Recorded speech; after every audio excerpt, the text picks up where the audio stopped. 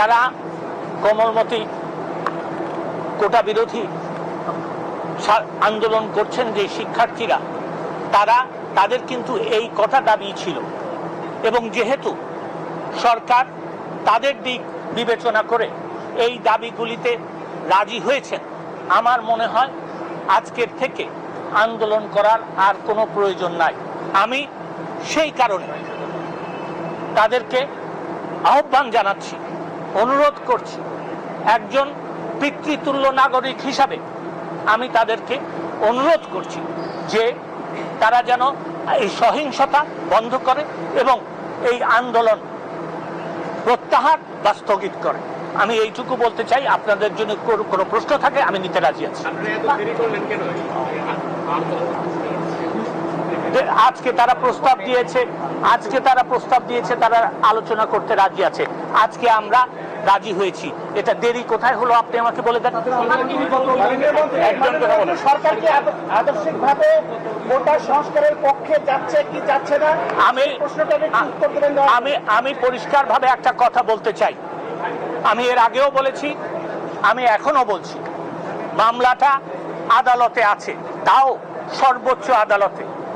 আমরা অবশ্যই যখন এই আদালতে আপনার মামলার শুনানি শুরু হবে, সরকার পক্ষ একটা প্রস্তাব এই কোটার ব্যাপারে দিবে, এবং আমার মনে হয় যে আমরা যেহেতু সংস্কারের পক্ষে এই প্রস্তাব দিব কোটা সংস্কার করার জন্য, সেই জন্য আপনারা বলতে পারেন যে আমরা কোটা সংস্কারের পক্ষে। মন্ত্রী, এই যে আমরা যতটুকু জানি যে বিচার বিভাগের সর্বোচ্চ ক্ষমতার অধিকারী বিভাগ, তো এই দেশের এত এরকম বাজে সিচুয়েশনের আগে নির্বাহী বিভাগ কেন সিদ্ধান্ত নিল না? বা আপনারা, প্রথম কথা, আমি আপনার প্রশ্নের জবাব দিচ্ছি এবং আপনার সাথে দ্বিমত পোষণ করে আমি জবাব দিচ্ছি। প্রথম কথা হচ্ছে যে দেখেন, 2018 সালে মাননীয় প্রধানমন্ত্রীর নির্দেশে কিন্তু কোটা বাতিল করা হয়েছিল।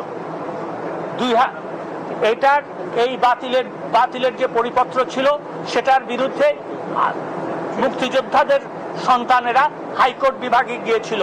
কোটা আন্দোলনকারীরা কিন্তু তখন কোনো পক্ষভুক্ত হয় নাই।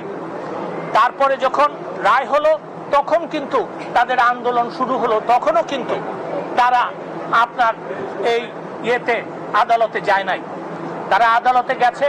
আমি আগেও তাদেরকে সাধুবাদ জানিয়েছি, আজকেও আমি তাদেরকে সাধুবাদ জানাচ্ছি।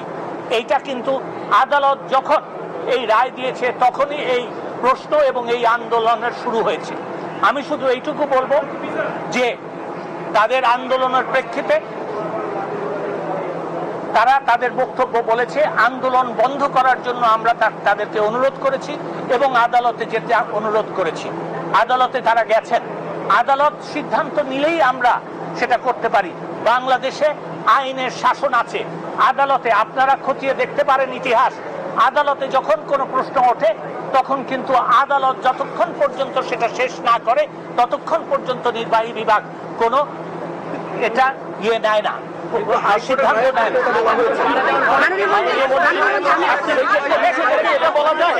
এটা বলা যায় যে আপনারা আন্দোলনকারীদের কোটা সংস্কার সহ অন্যান্য যে সকল তাদের প্রস্তাব রয়েছে, সেই প্রস্তাবের সাথে একমত হয়ে আমরা অবশ্যই সংস্কারের ব্যাপারে নীতিগতভাবে ঐক্যমত পোষণ করি। ধন্যবাদ। মাননীয় মন্ত্রী, ধন্যবাদ সবাইকে।